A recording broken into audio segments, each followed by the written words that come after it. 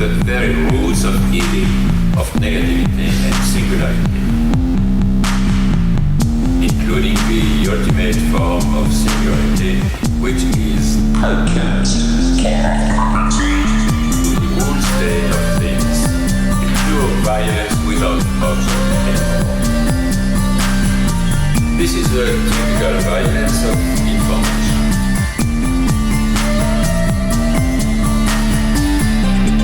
It's violent because what happens there is a murder of the real, the vanishing point of reality.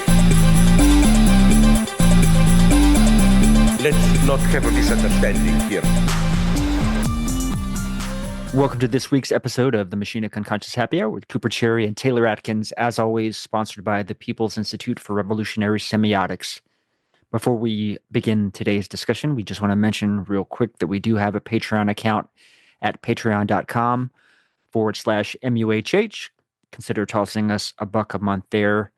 We have opened up we've reinvigorated our Discord server, and Taylor's leading some reading groups there. So trying to give something back to our patrons finally after all these years. And I think the reading groups are going really well. There's been a pretty good response and attendance to those.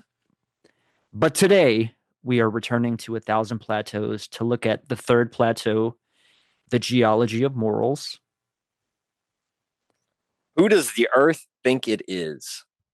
Who does this motherfucker think it is? If you remember later on in the plateau, I might use the word chapter. I know they're like this. We didn't write in chapters. We wrote in plateaus. Whatever. I mean, they go on when they start talking about. I guess it's the second half, right? When they start talking about language systems more generally, because they start with the biological, or at least that's what Challenger starts with. But they kind of say, who does man or who does humanity think it is?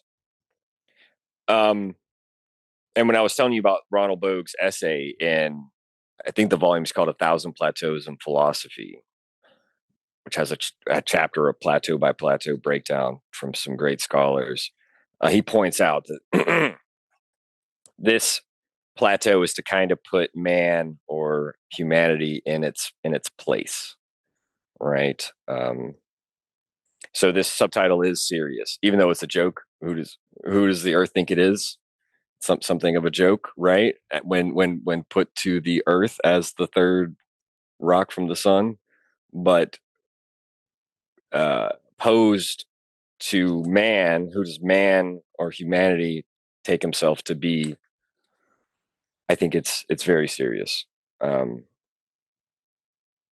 Yeah, I think kind of what situating man within the mechanosphere. Mm-hmm. Right. Yeah. I think de-emphasizing, I suppose, what the I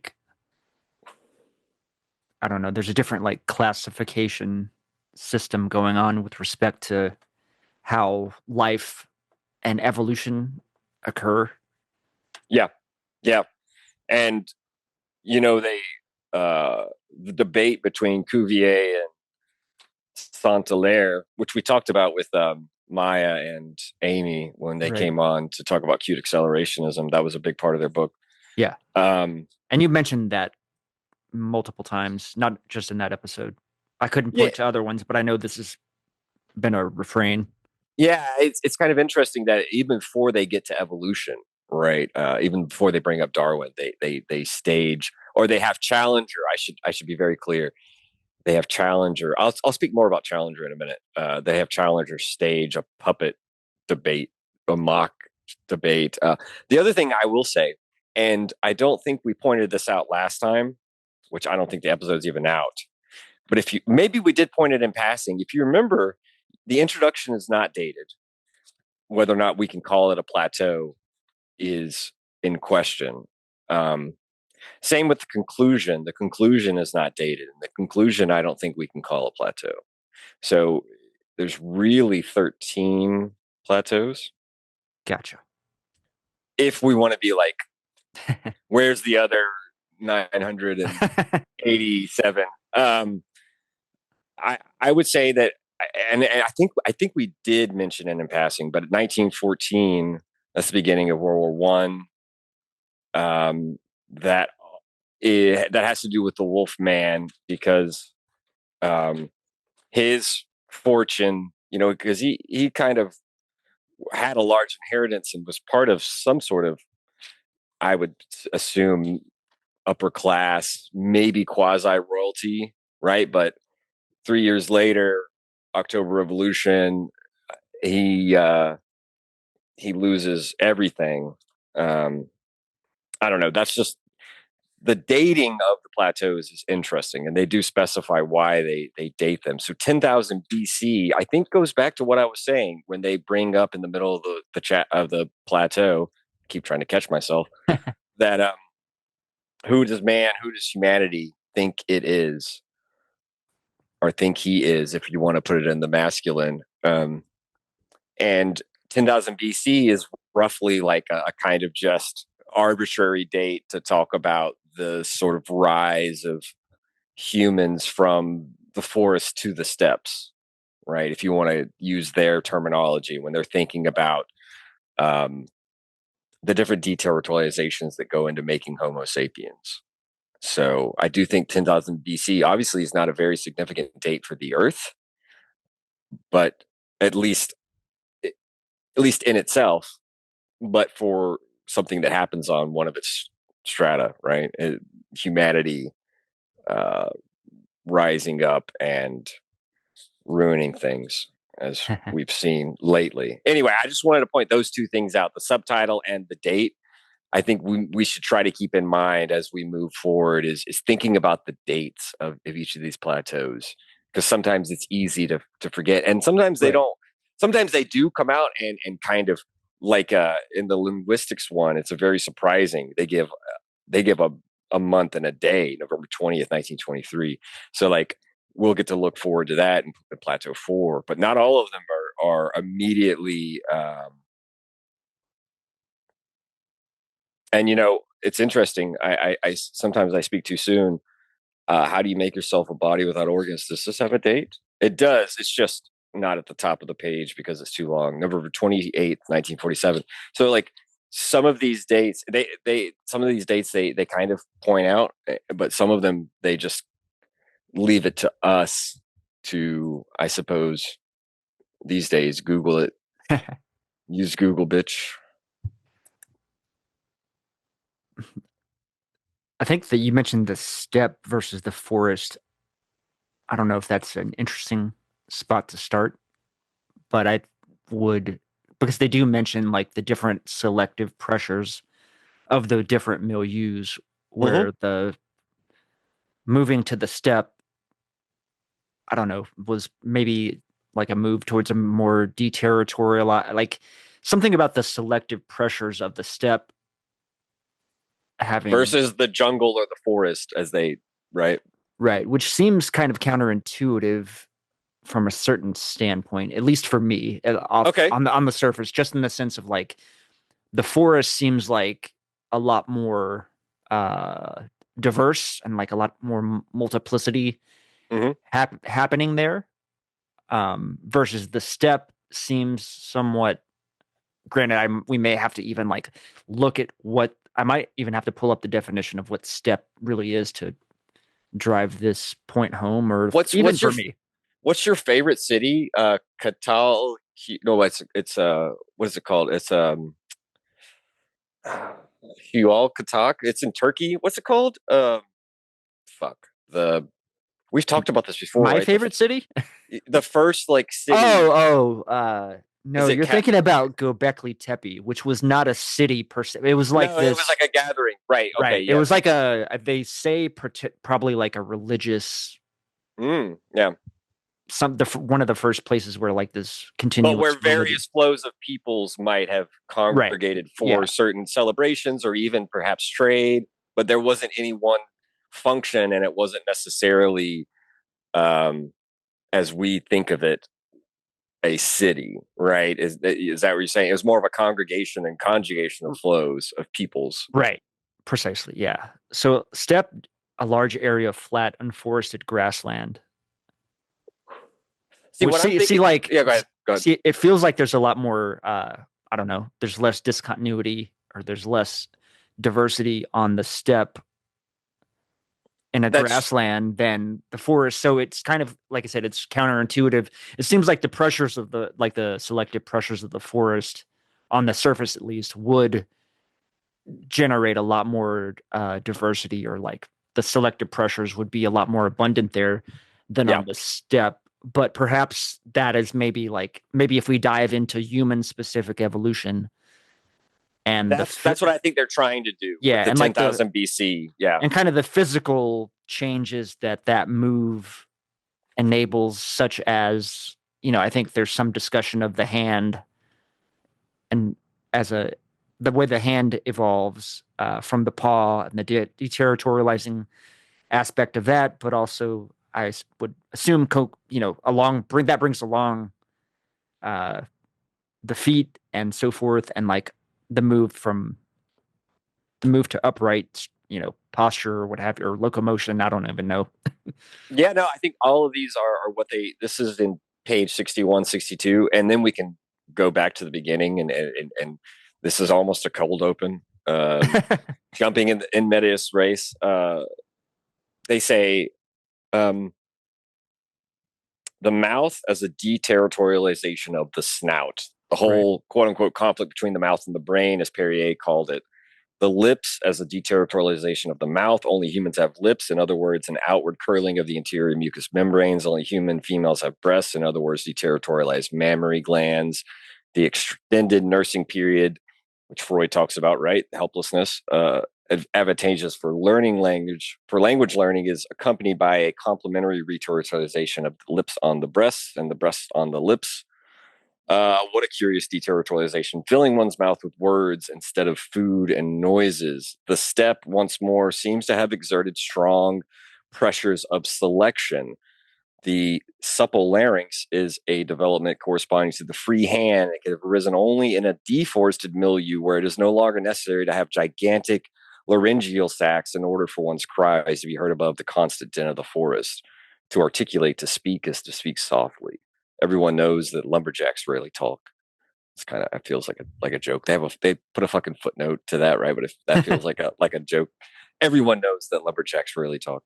Physiological, acoustic, and vocal substance are not the only things that undergo all these deterritorializations. The form of expression as language also crosses a threshold. I'll pause there because we do want to get. That's not where they start, and they even bring up language in order to do a couple of things that we will get to, one of which is to oppose the illusion that language has, that it sort of has primacy or priority over all the other strata, what Guattari calls the imperialism of language. We see him take up this in Machine and Unconscious at the very beginning. But I will say, I think that is the whole point of the 10,000 BC. Let's say it's the birth of language, right? If we want to roughly give it that. I'm sure that date is a sliding scale, but it's roughly, in terms of our best guesstimates. I mean, I assume you could place it way further back, but the evidence that we have for that is not going to allow us to make a definitive statement. Yeah. Yeah. So I would say 10,000 BC is the birth of language, but also the birth of the Urstadt, right? Like, that comes fully armed. That's kind of why I was pointing back to that one of those earliest, again, settlements isn't the right word, but the one of the earliest congregations of peoples.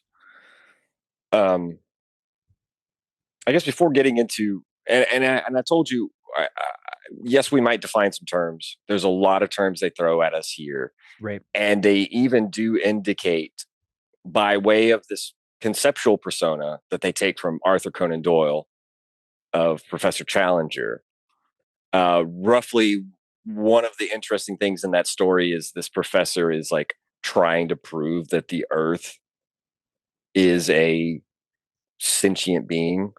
and devises a kind of experimental apparatus to make it respond. And one of the events in the book is he kind of like almost like phallically shoves this ginormous spike into the center of the earth, and the earth like screams back, right? So that they're using this very interesting character that they pulled from literature, and they do something different in this plateau than they do in any of the other plateaus. They speak through him, and they narrate through and around him. And to a certain extent, they show themselves to have chosen him as a spokesperson for them. So there is a bit of ironic distance. You can see this very clearly when they are making fun of themselves. Let me see if I can find it. Just as an example, before we get to where is the self-mockery? I noted it. Here we go. It's on the page 43. So right, not at the very beginning, but a couple pages in, where they say, the audience rather sulkily denounced the numerous misunderstandings, misinterpretations, and even misappropriations in the professor's presentation, despite the authorities he had appealed to calling them his quote-unquote friends, even the Dogons. And things would presently get worse. The professor cynically congratulated himself on taking his pleasure from behind. Remember, we've talked a lot about Deleuze and the buggery, taking other philosophers from behind. That's one clear indication of self-mockery. But the offspring always turned out to be runts and wints, bits and pieces, if not stupid vulgarizations. Besides, and this is the second self-mockery, the professor was not a geologist or a biologist. He was not even a linguist, ethnologist, or psychoanalyst. What especially had been was long since forgotten. I think, again, too, they're thinking of themselves in, he's personifying them, because they go on to say, he, question mark, which could be, is Professor Challenger articulated twice, like they said, kind of like they are, right? We're quite a crowd as they begin A Thousand Plateaus. He claimed to have invented a discipline he referred to by various names: rhizomatics, stratoanalysis, schizoanalysis, nomadology, micropolitics, pragmatics, the science of multiplicities. This is where I wanted to start with in our discussion, is to say that this plateau is very interesting for choosing this character to become a spokesperson for them as a sort of ironic distancing of themselves, and then to narrate this kind of stage this plateau as though it were a scene. Professor Challenger is giving this lecture, but he's also putting on this, as I mentioned, this kind of like, he puts on the puppet show with Cuvier and Saint-Hilaire and Veilleton and Baer and some others, right? They are dramatizing, if you will, this plateau in a way that is very singular and different. So I wanted to point that out, because I think the first time I read it, or the first several times, I don't think I really thought through the implications of this self-mockery, this ironic distancing, and they go back and forth between speaking in that kind of weird, omniscient third person thing that they do normally. It's not weird. That's philosophy's discourse, but they also go into Professor Challenger said this, that, or the other, and the crowd is reacting to him. The people are leaving the lecture hall. He's becoming animal. It's a much different indirect discourse, I would say, right? Use of indirect discourse and something of a narrative voice that gives this plateau at key moments some literary theatrical elements that they don't necessarily take up and use again. So I don't know if you had noticed that or thought about it, or maybe in hindsight can see a little bit of what I'm talking about. Yeah, I didn't make I had forgotten this connection to Challenger and that whole story. So I'm glad you brought that to bear.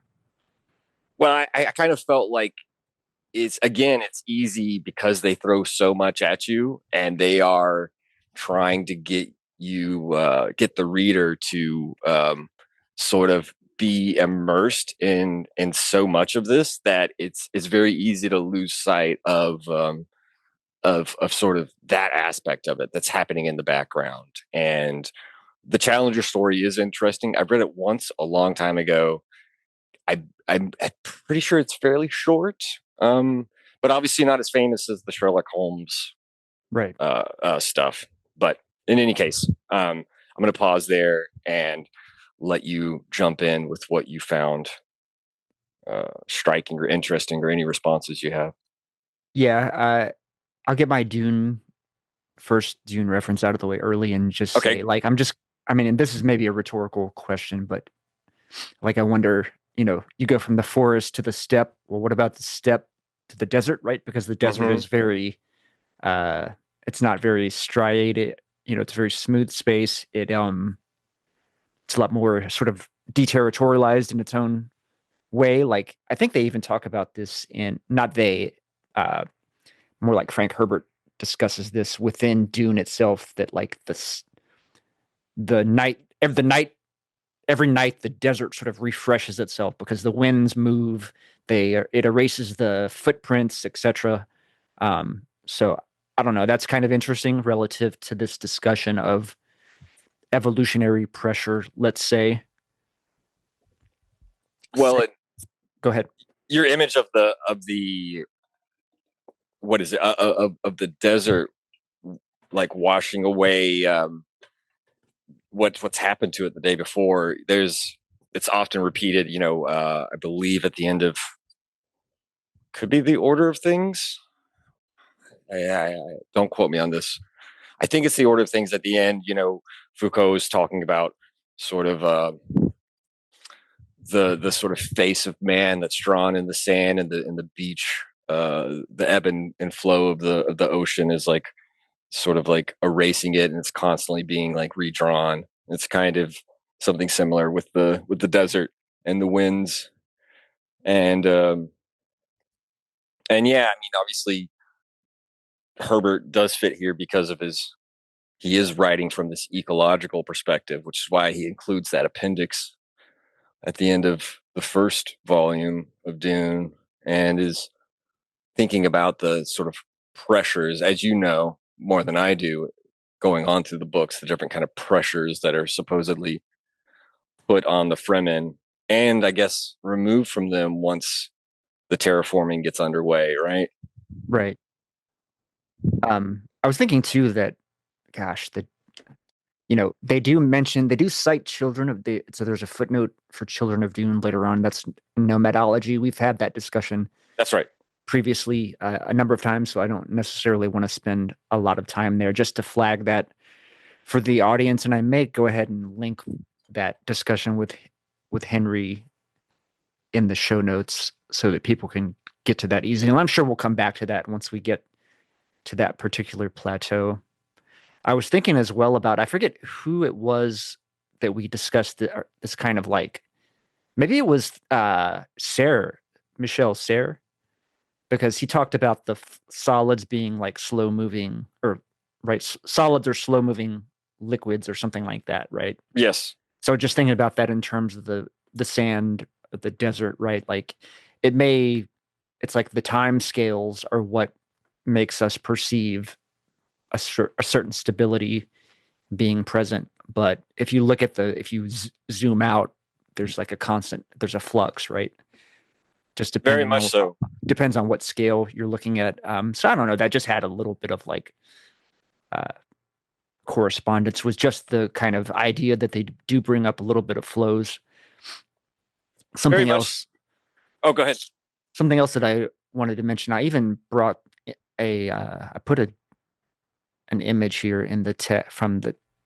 So this was kind of maybe I don't know. You could tell me if you have anything you could really do with this, but Frank Herbert really actually did document this sandworm life cycle that is kind of interesting in the way that it's like part of it is sort of based on chance in a sense, in the way that like there's an explosion, like a chemical reaction that occurs that is a part of the sandworm life cycle that's not like, you know what I mean? It's like only the certain, like this explosion may kill off the like the, I don't know what you would even call it, maybe the little like the very like base constituents of the sandworm itself. Like it's going to devastate a lot of them, but there will be some that survive and then become eventually throughout this process of, I don't, it's not really a metamorphic process,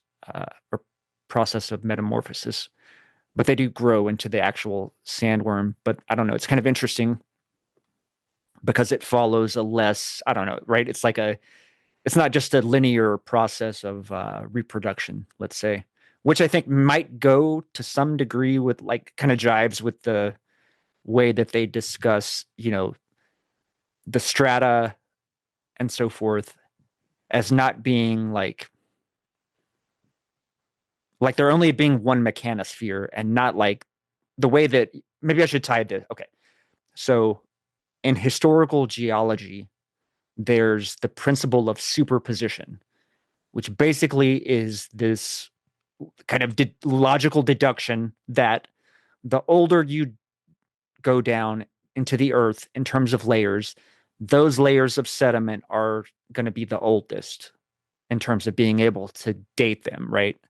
So if you think about the center of the earth out to the crust, the farther you go down to the center of the earth, those layers we can presuppose to be older than the surface layers, for example.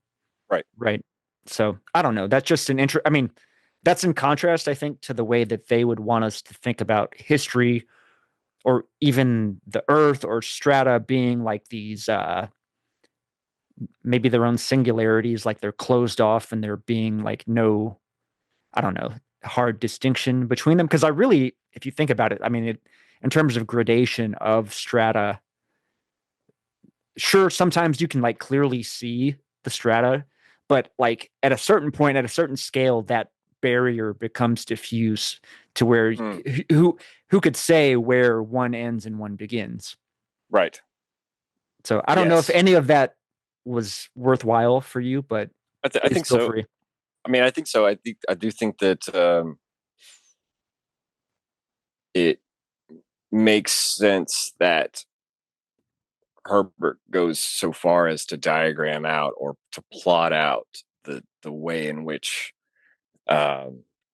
these magnificent beings who are taken as deities and make sense, right, on Arrakis are they have a life cycle of their own that is in connection with the ecology and stratification of and of course the one thing that's interesting, as we've talked about, is how unlike most forms of life, water is the anathema, right? That's what they avoid, if I'm remembering correctly. Correct. Yes.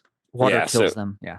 So it's a kind of interesting inversion and thought experiment of I mean, Guattari does this in Machine Unconscious, but they say it in passing where they talk about the different forms, the different articulated forms that carbon and sulfur can. Yeah, this is on page 53. A single chemical substance, sulfur or carbon, for example, has a number of more and less deterritorialized states. I think that like one of the things that Guattari brings up, he's like, why is it that silicon in all of its uses in the technical digital industry isn't able to support life the way carbon is, and vice versa, right? There's something interesting about that. He's asking like on a fundamental, right, atomic and even subatomic level about he's asking this question about matter that he kind of leaves open. And of course he knows that he provisionally gives some reasoning why, and part of this has to do with this whole plateau about the way in which matters can be selected and then formed in that double articulation, and the kind of variations they're able to undergo and support, the kind of deterritorializations they're able to allow. Obviously, carbon has a kind of ability, especially in that second articulation, because if you remember, like, if the first kind of selects out and orders, it's the second articulation that organizes. And that's where they go into specifically like the genetic chains and the way that they enter into kind of linearity that allows for these macromolecules to string together. We know that carbon has that. We know like these hydrocarbons, right, can undergo this second articulation in a much more multifaceted way than almost virtually any other, at least in the organic stratum, right? Any other element. So there's something interesting about even that abstract question. Yeah. And yeah, That'd be, I wonder if there's like some geometric aspect. I don't know enough about the way that the carbon, I guess carbon's not a molecule though, it's an element. So it'd be interesting to, if there's something to do with like just the geometry of the ability, the potentials to connect to other, like there's got to be some type of connection to carbon itself that allows, right, that like whatever characteristics it has, like the base states of the electrons that kind of like yeah, like it makes yeah. itself available to be utilized for connection and building other structures, like it having a predisposition to that or something of that nature. Another thing, just real quick, I mean, you don't have to necessarily respond to this, but I was just thinking, going back to the life cycle of the sandworm and how it's a bit more deterritorialized and it's not so linear. You could even think about that as far as like a something similar to the wasp and the orchid, and how that's also like this interesting, it's not a linear perhaps method of reproduction that we Right. might, like where we might assume that all reproduction has this kind of linear like insemination aspect. Well, this is like obviously throws another layer of complexity and maybe even a double articulation perhaps there, right, with respect to the reproductive, the gametes, or I don't even, maybe what, as far as pollination is concerned or what have you, Mm. in that relationship. You know, you sticking with the sandworm just makes me think about this is pages 46 and 47 when I mentioned Challenger stages the puppet theater of Geoffroy, I call him Joffrey, but whatever, and Cuvier and Geoffroy Saint-Hilaire.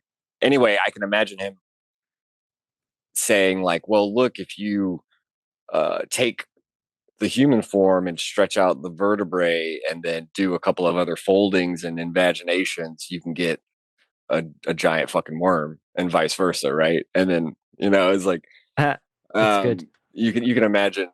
I Yeah, mean, yeah. that's part of what they try to go into with. I think the reason why Saint-Hilaire is so important to Deleuze is that he sees, and this is how he functions in difference of repetition, where that's one of the first places he juxtaposes Cuvier and Saint-Hilaire.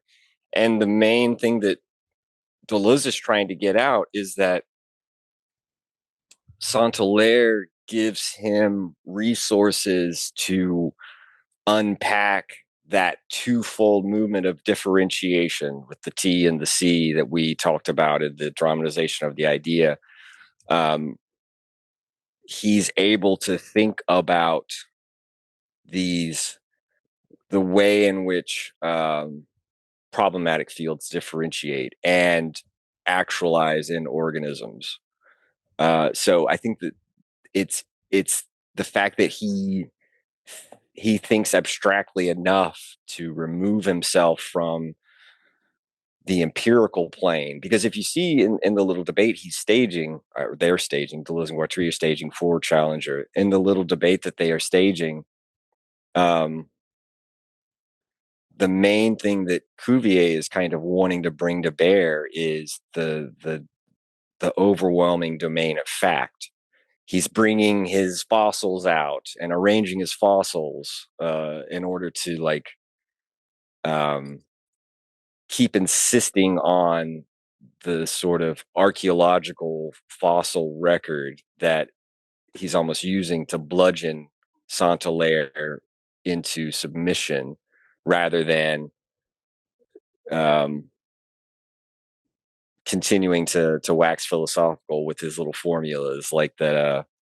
Of course, hen have teeth, and the lobster has skin on its bones, and these other things, right? Like, there's something. This is why I think Deleuze and Guattari call Saint-Hilaire he prefigures the nomadic man of speed, whereas Cuvier is a man of power and terrain, and won't let Geoffroy forget it. So I just think that is a kind of stand-in, and I know I won't be able to unpack this, but he's a kind of stand-in for prefiguring transcendental empiricism, as Deleuze tries to lay out, rather than a kind of predominance of the empirical. Because I think Cuvier is on a is doing empiricism in the everyday sense that doesn't raise it to a higher power. Maybe to back up now in a non-linear fashion and go back to the beginning, I'm curious what you would make of the title, at least the first portion of the title, The Geology of Morals, because I think that obviously the geological quote unquote metaphor, saying that a little bit tongue in cheek, right? Like it makes sense in the sense that we're talking about strata. And so we're talking about a geological, like that's at least an image that is perhaps the background of the chapter, right? Because we're talking about those interactions. And then, what is it? The obviously there's the Nietzsche reference, genealogy of morals. Yes. But I'm curious what you make of the morals aspect here. And if you think that there's any, like, is there a subterranean, like, what is that pointing to? Or do you think are we merely at making this a joke about, or like a play on the Nietzsche text? I think it's like the subtitle. It is, there is the joke, like you brought up. There is the tongue-in-cheek reference to Nietzsche. Just as "Who does the Earth think it is a joke, and it's meant in a witty way, and it's meant to be humorous and ironic. On the other hand, I do think that one thing that we could draw out from this, that maybe again isn't clear so much at this stage in A Thousand Plateaus as it will become later when they get deeper into discussing Spinoza and the body without organs for its own account. I do think that that's where this distinction is important. And I mentioned this in passing, but I do think there's a part, and I'll have to find it in the text, but they basically say that, and I think they put this in, at least, if not Challenger's mouth, they put it around narrating about him, where they're basically like none of the shit really matters right now, but it'll become important later. And that's basically what they kind of intimate. And again, I think that they are putting in the character of Challenger, their own self-mockery about this plateau itself, and how dense, how quickly it's moving, how it's accelerating, how it's throwing and multiplying all of these distinctions. I do think that they'll be important later. We're dealing with them on their own account right now. But I do think with morals, with the geology of morals, as I said, if it's not merely a question of who does the Earth think it is, but as they say later, who does humanity think it is? I do think that one thing's interesting is that in Spinoza Practical Philosophy, which is a book you and I have discussed, one thing that Deleuze is very clear about doing is articulating the difference between an ethics or even an ethology of, for example, of speeds and slownesses, of the relations of forces and bodies, versus a morality, which takes us from the sort of plane of immanence or plane of consistency back into the judgment of God.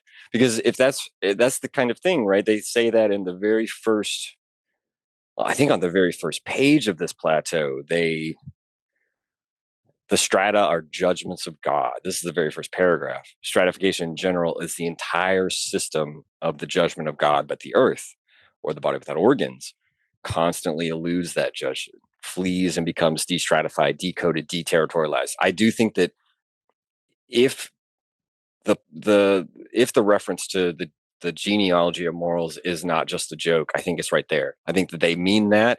They're taking that language from Artaud. If you remember when they first together, Deleuze and Guattari start talking about Artaud and using him to put forward the body without organs, they're reflecting on texts. And I think that it may be various translated something like to have done with the judgment of God, right? Like they are.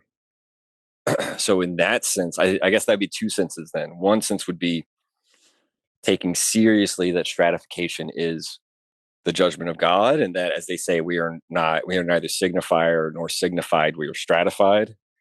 So like we, without even giving assent, just from the fact of being born, right, just for the fact of being a part of these various strata, and specifically being human, but it's not just being human, but that's why it's the geology of morals, because to a certain extent the strata, as they say, right, they articulate bodies, they sort of, they act as black holes, right? They strive to seize whatever comes within their reach. They lock singularities into systems of resonance and redundancy, et cetera, right? So they will say later, and you remember this too, where you got to keep a little bit of strata. You got to keep a little bit of, and the three main ones that concern us now that we're moving from geology to back to humans. It's there's subjectification, there's signification, and it's the third. Oh man, you know what? If I had taken my notes that I knew I was going to be thinking about this, I always forget. Or is it organization in terms of like literally organs, like biological stratification? Don't quote me on that, but that's what I'm trying to remember. You got to keep a little bit of the organism, you got to keep a little bit of the signifier, you got to keep a little bit of the subject in order to sort of like work through, navigate the strata and use it to your benefit, if that makes sense. So in that sense, the two senses then would be morals in the sense of dealing with stratification, taking it seriously, and that we take them seriously when they call it the judgment of God. Because for them, they do want us to find degrees of freedom in destratification without destratifying wildly and merely thinking that acceleration gets us to the absolute, because for them, they point out very clearly that doesn't work. This is page 56. One does not go from the relative to the absolute simply by acceleration. Right there, they say it like very clearly. But the other thing would be this difference, the Spinozist difference between a morality that imposes transcendent types of judgment, transcendent types of ideals. We see this in Stirner's critique very clearly too. I've got a great intervention on this, but please finish if you. Well, and then so the difference between that would be a transcendent morals and an immanent ethics, right? Which we'll get more of, and they're going to elaborate more on throughout this book. So what's funny is I grabbed this in my notes. I grabbed this little section, this discussion from the first Dune book as part of my notes because I thought it had relevance, but just in the working through the conversation organically, it really exemplifies this perfectly in the way. Okay, so there's this conversation that Duke Leto and the Atreides have arrived on Arrakis. They're setting up their organization in Arrakeen, the capital city, etc. And they're hosting a dinner. They have some different. There's merchants, there's smugglers, there's a few different parties there. In addition to them, the Imperial ecologist is there as well. One of the other people, I forget, it's like a water merchant. Anyways, not even irrelevant, but they kind of are discussing the Fremen, and he's looking down on the Fremen and calling them like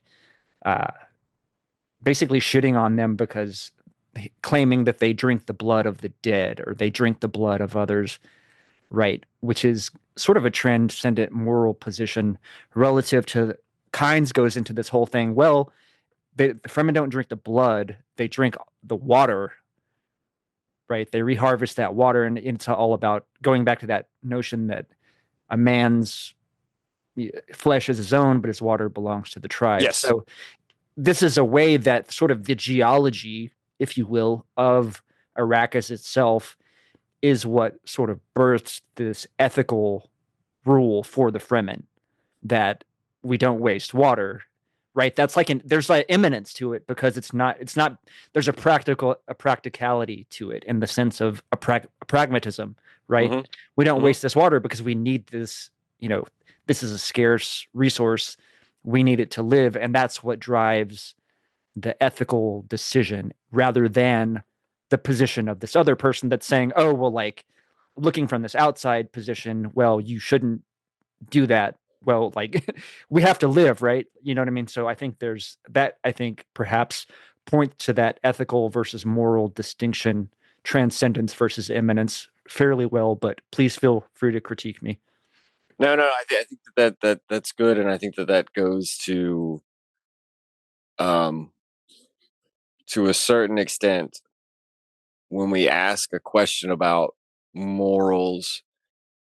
I think this is where you still see this online with takes like without a religion or a book or something, people would just do bad things.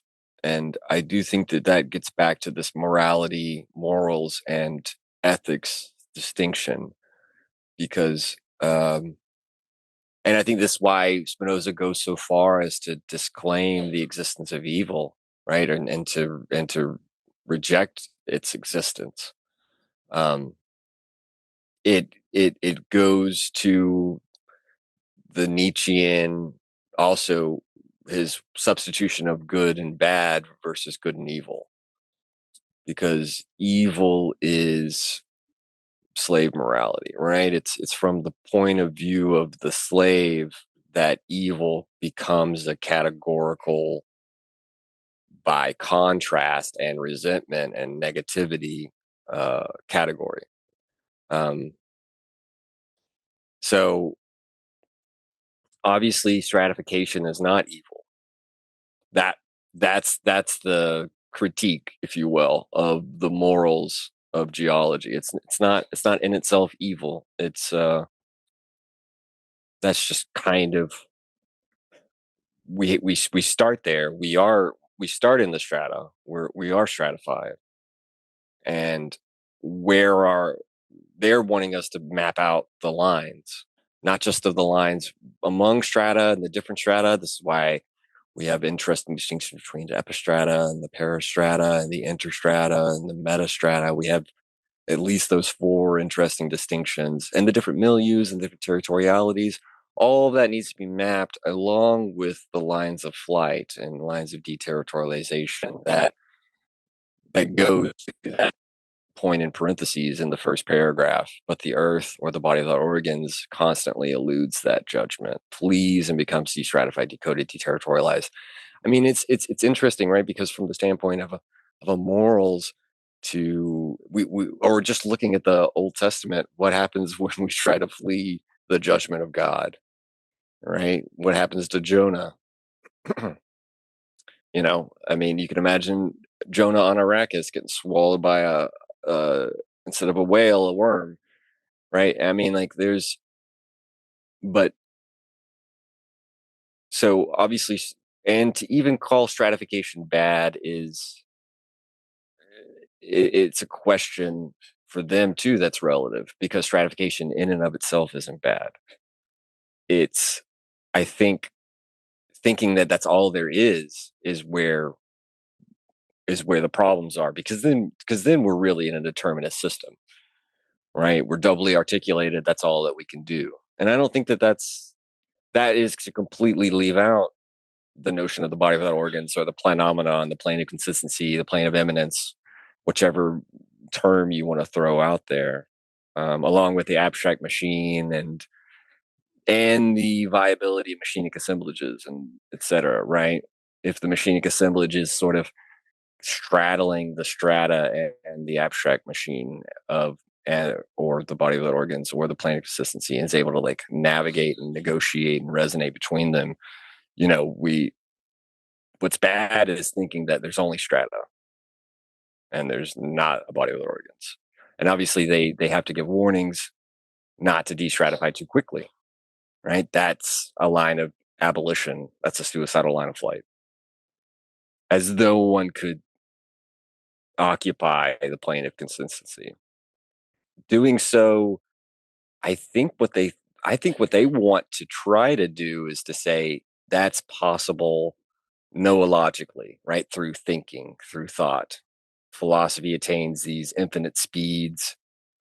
It's not the only one to occupy a plane. We know that science does so. It has relationships with speed that are different. Its focus is different. Its focus is on state of affairs and not on the virtual.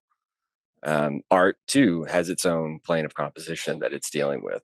So, like, I think for Deleuze, it's at least at least three ways of thinking, if those are the only three, if that can cover the entirety of thinking, that's how we reach the plane. But we don't reach the plane with our physical bodies, right? Because the plane is unformed matters. Right, the plane is if we forego all strata, we are at that level of science particles. You see what I'm saying? And so, like, I think that's the flip side of thinking. If we think the strata is bad and all we need to do is wildly destratify without a care, we that's obviously death. There's something nihilistic about it, I think, for Deleuze. So we have to be very careful about even applying good and bad to like strata and body without organs. Because, and this is why they say the body without organs is intensity equals zero, right? This is why they call the earth, I think they do it here, right? They call it like the glacial, the great molecule, the glacial. It's like absolute zero. I'm trying to find it. He explained that the earth, the deterritorialized, the glacial, the giant molecule. Yeah, its intensity equals zero, right? And that's not something that like we can physically reach ourselves. But that doesn't mean that. I mean, by death, we Yeah. do return to zero intensity. Like, yeah, you're right, 100% there. I guess that's the thing that that I just wanted to bring out more in this morals thing, because it is very, I think for them, taking seriously stratification allows us to take seriously the plane of consistency, body without organs, again, whichever term makes most sense. And it's that lever that gives us a bit of leverage to think differently. Not our, I mean, like, yes, they have a plateau. How do you make oneself a body of organs? It's like, look, you've already got one or several. You're always, it can be botched. That's the thing, right? Like, I think that for them in that case, making ourselves a body without organs and trying to merely be a body without organs, there's something different there. It's I know it's hard to like capture in language, and now I sound like I'm contradicting myself, but continually undergoing a process of becoming bodies without organs, there's no end goal to reach, right? It's not a self-perpetuating process. It is a journey, to speak glibly, right? There's not necessarily a destination point, an end point where you say, "Oh, I've got it. I got my body without organs. I'm good. I can chill." Right. It's a relative. It's a relative limit. It's not an absolute limit. I mean, maybe I have that reversed. Yeah. I don't know. Well, I guess fucked that up. No. I mean, I do think that. I mean, it's interesting when they talk about absolute deterritorialization. It's very strange because they'll say things like in the faciality plateau, which we will revisit, where they say the face is, they wager it's something like an absolute deterritorialization. And what could that mean? So I do think we too need to adjust our understandings of the relative and the absolute. I know they introduced that stuff in this plateau, but they're giving us some indications along the way. And I guess that's the thing. Like, I think for Deleuze, these intensive journeys, again, as I said, it's not necessarily about just about. I guess I would see it as like, okay, if we map out how we are stratified, and obviously it's not just us as individual selves, right? It's much bigger than that. If we map out how things are stratified, including ourselves, because part of it is also too dismantling the self, becoming imperceptible, blah blah blah. I do think that gives us a certain amount of power, and I mean power in the sense of like puissance, right? It gives us a certain amount of capacity, right? It increases our power, as Spinoza says. And yeah, I guess that would be the thing. Then we could use that mapping to negotiate and navigate ways of beginning to pry and use a scalpel to slice away some of that stratification, which is like dead weight to a certain extent. But I do think too, there's a sense in which when they go to what is philosophy, and they talk about one of the things that, if art, science, and philosophy each in their own way are like a sieve in front of chaos, and they're sieving through chaos a little bit, that's threatening, just as wildly stratifying is threatening. But to a certain extent, that gives us power, right? It's the same thing with opinion. Opinion is like a sieve, a very badly woven sieve. It's a badly woven net, but it is a sieve against chaos, and it provides a certain stability, a certain strata. It allows a certain strata to exist in and to navigate the fucked upness of the world. I think that for Deleuze, we have to take seriously that the image of thought, the dogmatic image of thought, right? The orthodox, the moral image of thought, common sense and good sense, opinion. All of these are things against which he's trying to show that philosophy truly struggles. And that's why he has Nietzsche kind of say that philosophy that's not harming someone, that's not harming stupidity in particular, not necessarily any one person, right? But that's not harming stupidity in the broadest sense, including different forms of stratification, right? It's not true philosophy. So, I think that that's kind of the paradox. We have to use a little bit of our organism to disorganize the organs. We have to use a little bit of subjectification to dismantle the self.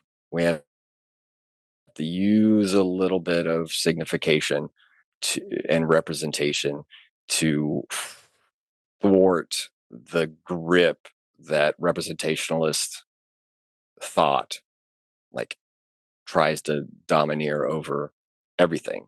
And that's why they turn to that critique of not only signs in general, but of signifiers in particular, which we've seen in Anti-Oedipus and elsewhere, that this idea that language somehow has superiority over all the strata because of its ability to translate. They want to say, yes, it has this ability to translate, which they oppose to induction and transduction. In French, translate also has duct in it, so it makes sense. There's it's traduction, right? Like there's induction, transduction, traduction, right? Translation. Language can do that, but that doesn't necessarily. There's an illusion that crops up as though language is the necessary medium for the other strata. That gets us back into a kind of idealism, obviously, right? I spoke a lot there, so I'm gonna pause. I mean, I'm not sure where to necessarily go next. Well, let's see. Unless it's this like, let's see. I think this is a direct quote where there's but the organic stratum does not have a specific unity of composition, a single abstract animal, a single machine embedded in the stratum, and presents everywhere the same molecular materials, the same elements or anatomical components of organs, the same formal connections. What page is that? Do you know? Let me see. It's okay if you don't. But the organic stratum, I'll search that. 45 at the bottom. It's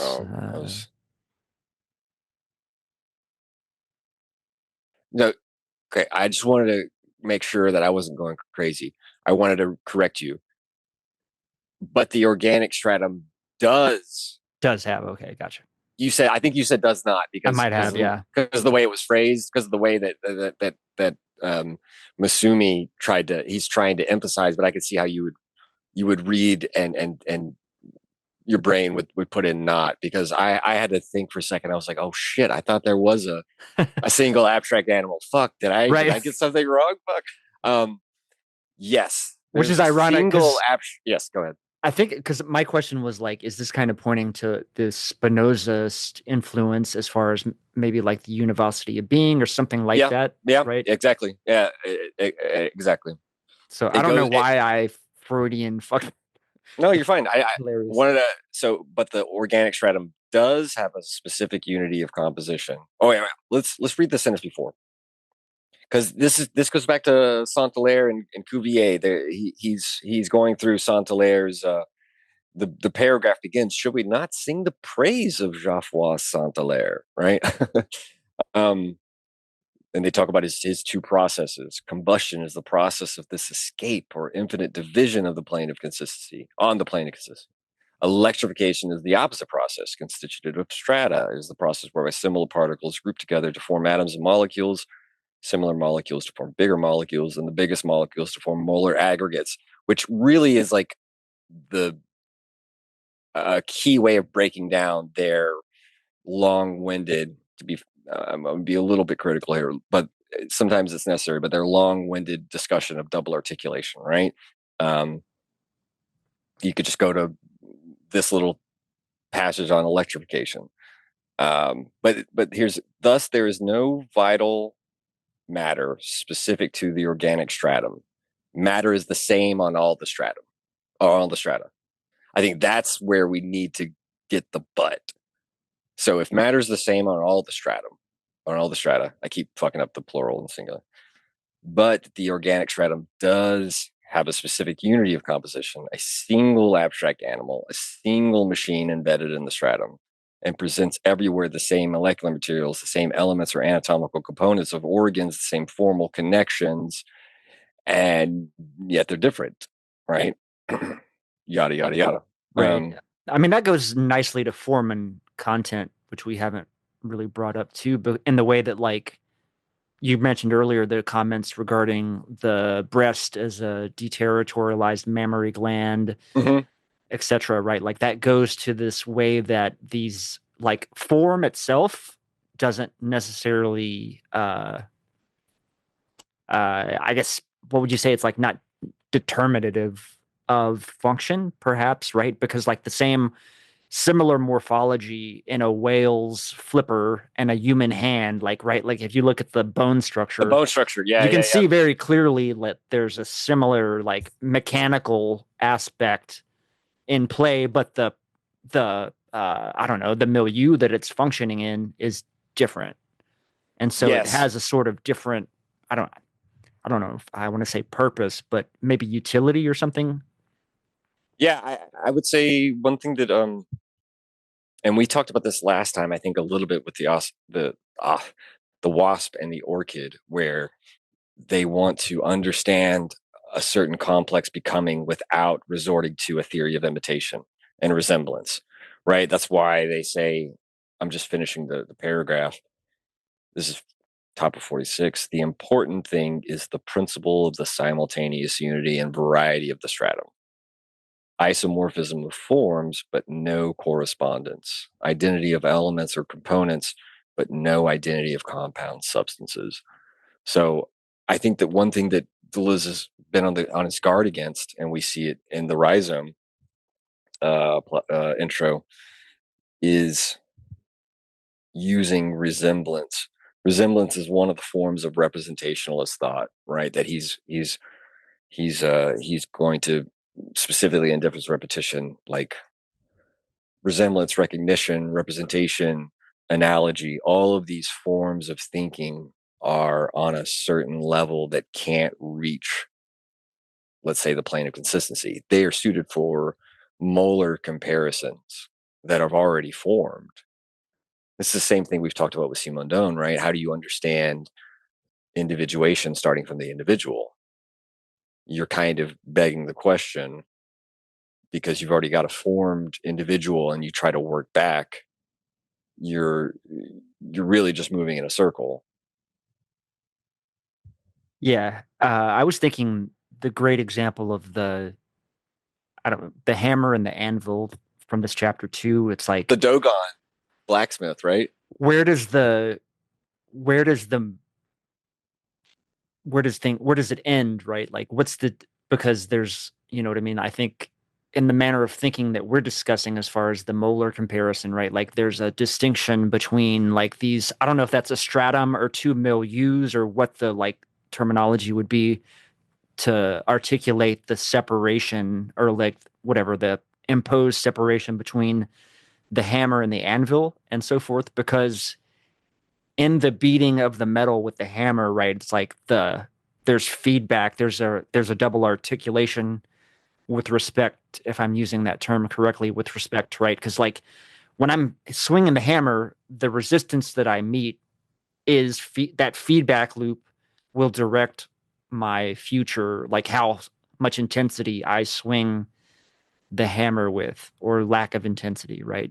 You know what I mean? And so and not to mention that, but also in the sense that the hammer and the anvil in that way become part of this.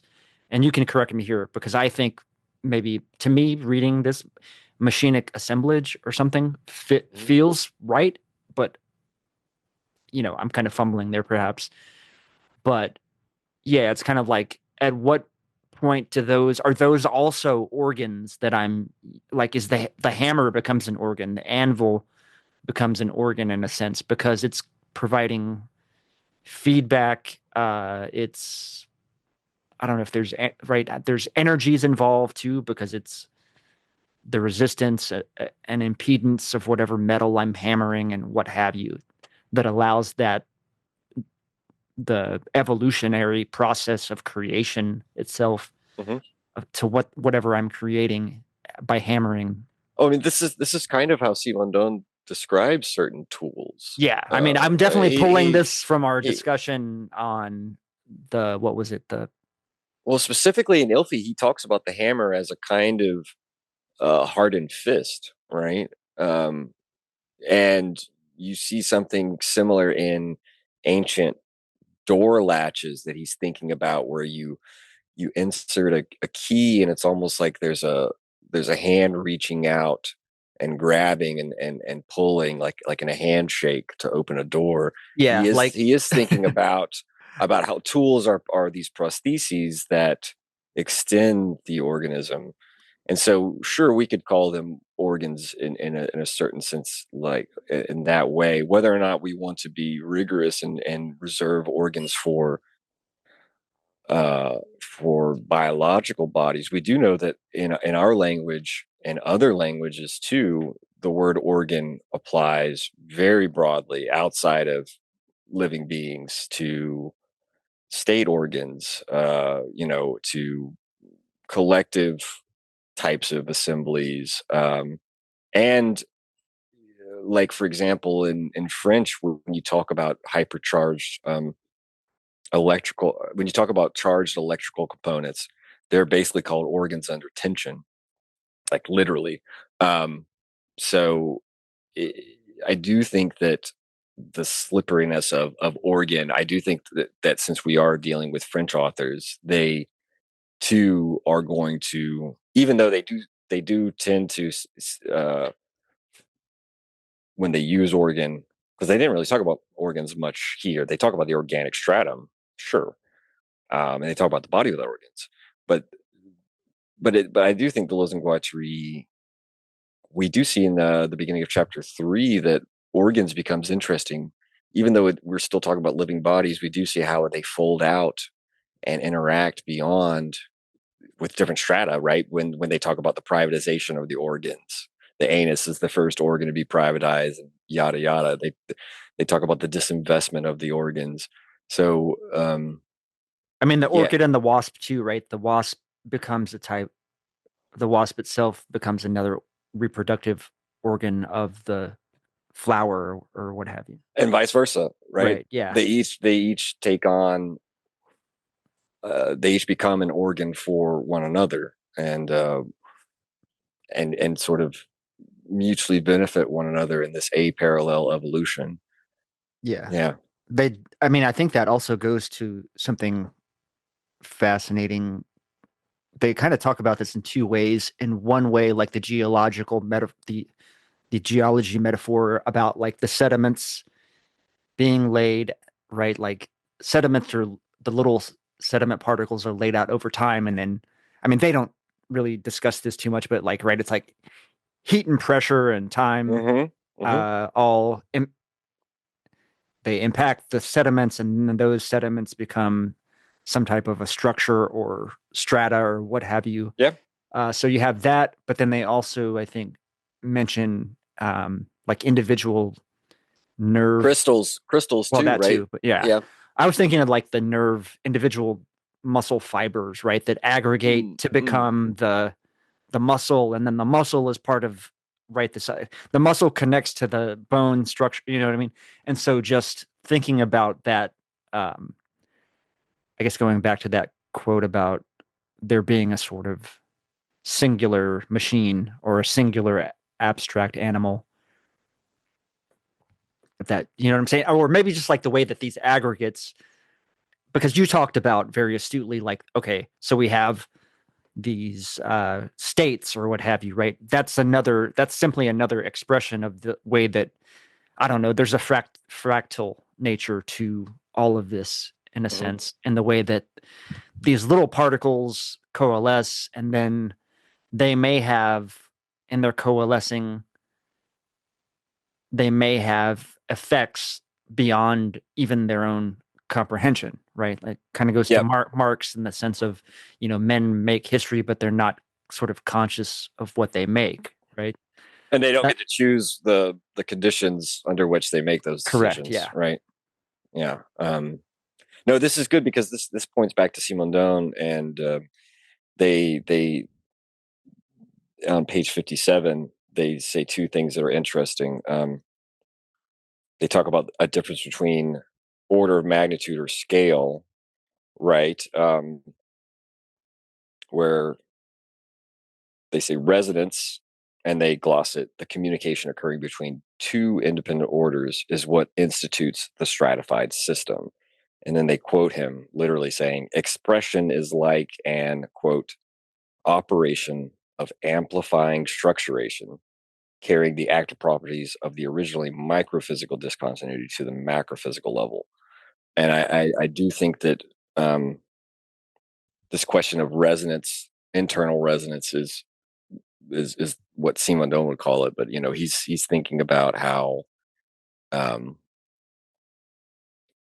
can there be instituted what Deleuze and Guattari are calling I'm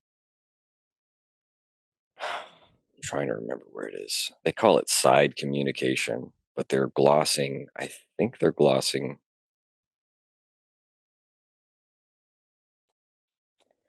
You know what? I'm going to look it up, but I'll pause there. I guess I would just say that, yeah, I mean, and I don't know if their use of the knowledge of sedimentation is metaphorical, right? I mean, it's kind of the difference between metaphors and allegory and illusions that I've talked about before, and the inexact usage of science in a philosophical setting, or inexact, I should say, right? It's they may be using these scientific terms from geology, but they are not doing so with a means of merely sort of making a passing illusion.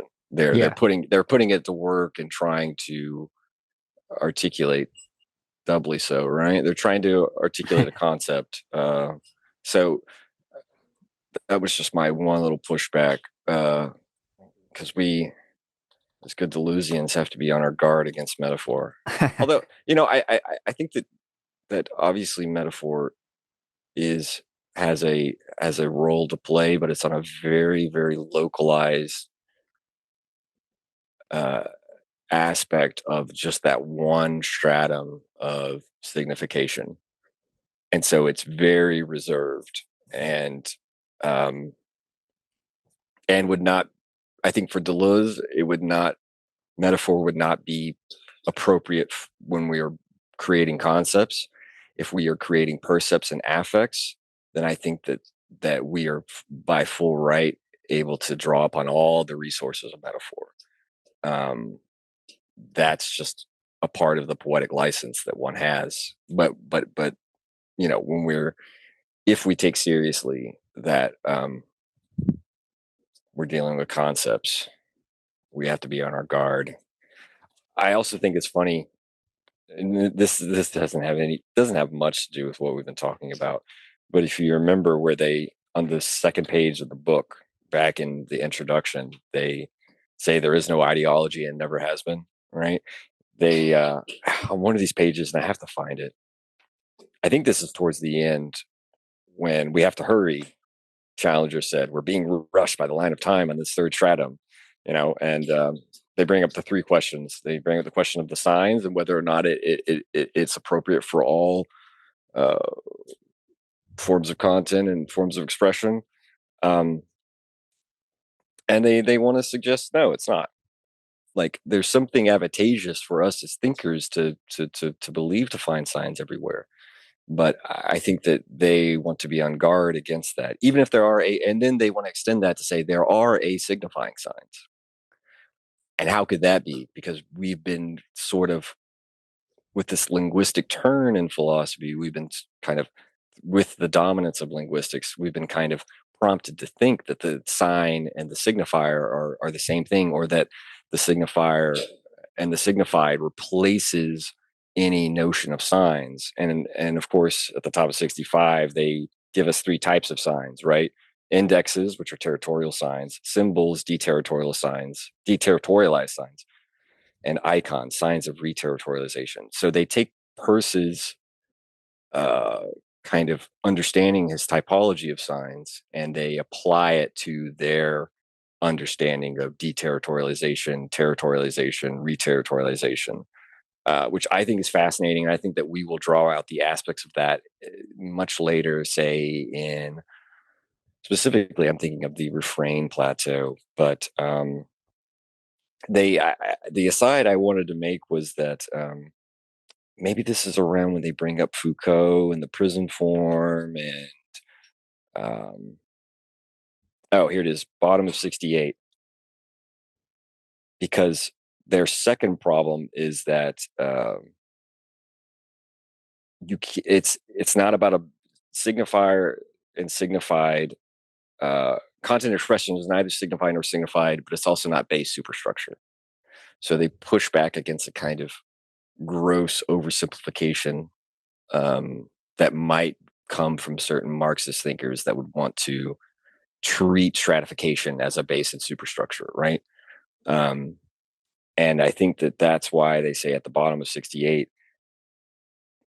it says, it misconstrues the nature of regimes of science which express organizational power or assemblages and have nothing to do with ideology as the supposed expression of a content. And they put in parentheses, ideology is a most execrable concept, obscuring all of the effectively operating social machines. I just noted that in my reading again this time, because I do think that that is something that they have seen. I mean, it was there in Anti-Oedipus, but it's even clearer in A Thousand Plateaus that ideology just does not work for them when it comes to their when it comes to as a concept, right? I think that's what's problematic for it. It casts its net too wide and too broad, again, to be able to capture the nuances that they're trying to develop. It's also, I think, it has to do with like the aspect of determinism and stages of history and stages of development, that there's this predetermined route that these sort of evolutionary processes, whether they be what at the organic or the or whatever, like molar, molecular, etc., like it's not predetermined per se. Like there's lines of flight that can coalesce that may have not been part of the other layer of strata. Like it's not determinative in that sense. But I guess that goes more to base and superstructure and that kind of critique of. Did you see that they made a joke about in the last instance? Yes, Top of 69. I did. Yes. Finally, it misconstrues the nature of content, which is in no way economic, quote unquote, in the last instance, since there is many directly economic signs or expressions as there are non-economic contents. That's it's a dig at Althusser, right? I think I've mentioned this to you because you've been fascinated with the in the last instance, the determination in the last instance that Laruelle takes up from. He claims to take it up from Marx. I don't know how directly Marx uses that expression, but that's definitely a Althusserian popularization at the very least, right? And so Deleuze and Guattari is digging at Althusser, and I guess I would suggest that Laruelle, when he's using this term, even in the early 70s, or sorry, it's even in the 70s work, the early works from the late 70s, like Nietzsche contra Heidegger, he's already thinking the economic as the libidinal, and so it's a much different use even there.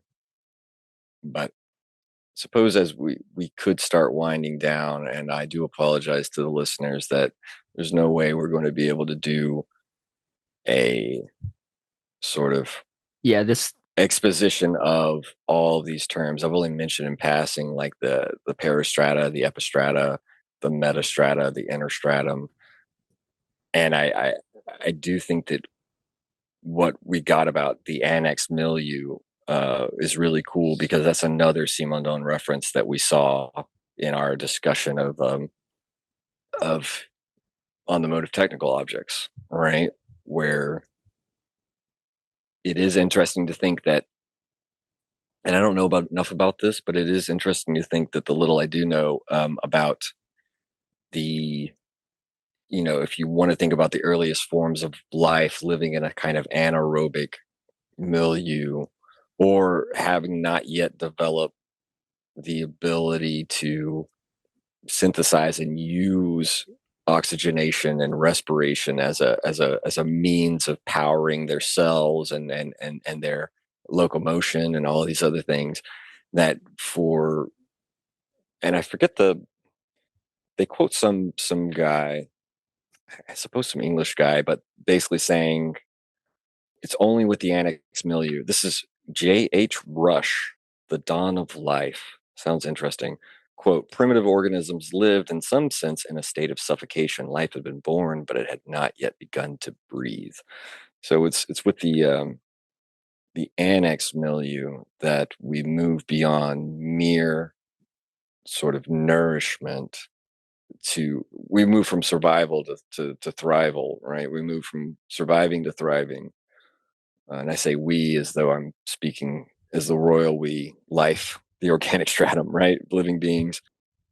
And as you remember, one of the reasons why Simondon thinks that like humans can even invent, or that living beings can invent, because he doesn't restrict it to humans, right? Even though the examples he mostly focuses on are human, but it's the fact that living beings carry their annex milieu along with them, right? And there is something about that notion of annexing that is interesting, because it reminds me of our discussions of Freud and the, for me, badly translated notion of Besetzung in English as cathexis. Investment gets closer because it captures a little bit of the fact that you are literally territorializing, right? I said one of the things that cathexis loses is that Besetzung for Freud has to do also with occupying a place and a territory, as though like with an army or a force. And so it has a notion of territoriality that gets muddied out and washed out in cathexis. So I do think that one thing that is interesting and implied by saying that signs can be typified or only typifying different forms of territorialization is the fact that they are libidinal, right? I mean, we will see in A Thousand Plateaus that desire is still here, but the emphasis is not placed on it as strongly. It's conceptually shifted, and we need to be like sensitive to where it does so. And I think that that's one of the places. Do you want to wrap up there, or do you feel like maybe there's another one of these terms that we could discuss, or maybe one that would like help us be prepared for the rest of the plateaus, or like kind of something else we should maybe walk away with after reading this? The next plateau we're going to get to is going to be about linguistics, and I've talked in passing a little bit about that, right? I think that I've hit some of the high points. I will just say they only said it in passing here, and they haven't really made it very clear. But for them, language, one of the illusions and one of the reasons why there is this illusion that language is just going to be the medium and stratum to dominate all the others because it allows for translation. I think that the reason why they push back is that this presumes that the principle of language is about communication or information. And for them, it's about orders. It's about it's the regime in which the order word is predominant. And so already the question of the imperialism of language over all the other domains, which is an idealist pretension and claim, is turned against language itself to make it face its own imperialism within its own domain, from the signifier and the signified, but not just that, from the majoritarian imposition of a standard language. And we're going to see, I think, more clearly in this next plateau, maybe I would say more clearly than we have up to now, what we've only kind of seen glimpses of, which there is going to be a very overt political dimension to the postulates of linguistics plateau. And it's shorter, and I think it's a lot more consumable than what we've just read. This third plateau is very much a kind of, I think it's a plateau to come back to constantly, to refresh certain lines of ideas and flight and etc. But I think that it sets us up a little bit to get an idea of what we're going to be expecting, and so we can start to be on the lookout for what are the different modes of stratification that are being dissected and discussed here. What are the different mappings that are going on of the unconscious, etc., of the different domains, the different power formations. And that's what we're going to see in 4, that linguistics itself is not just a power formation, but that language in its standard majoritarian sort of, just the way that it functions and tends to function, it sort of radiates a kind of power formation in politics. And that's why Plateau 5 will be about regimes of signs. Let's look at different regimes of these power formations. But 4 gets us into what a minoritarian politics for them looks like on the level of language. Yeah.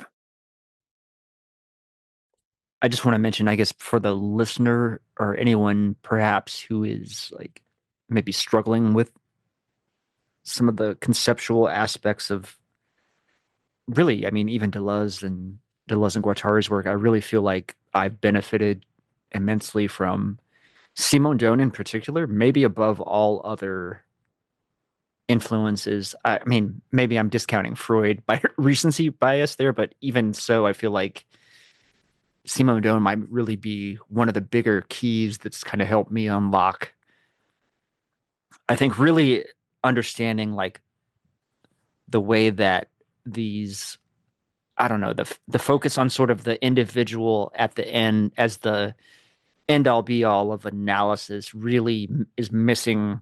Like just thinking that way is obscuring so much about the way that I think things actually work. So Yeah. just food for thought. No, that's good. I'm glad you brought that up. I would agree with you. But I think we'll go ahead and wrap up this week's edition of the Machinic Unconscious Happy Hour there, and we will see y'all next week. The very roots of evil, of negativity and singularity, including the ultimate form of singularity, which is the whole state of things, the pure violence without object anymore. This is a typical violence of information.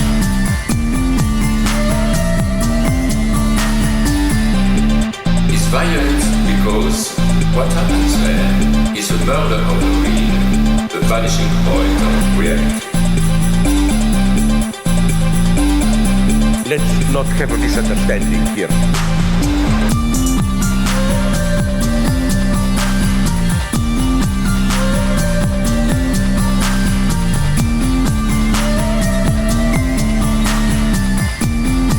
What I meant is the following.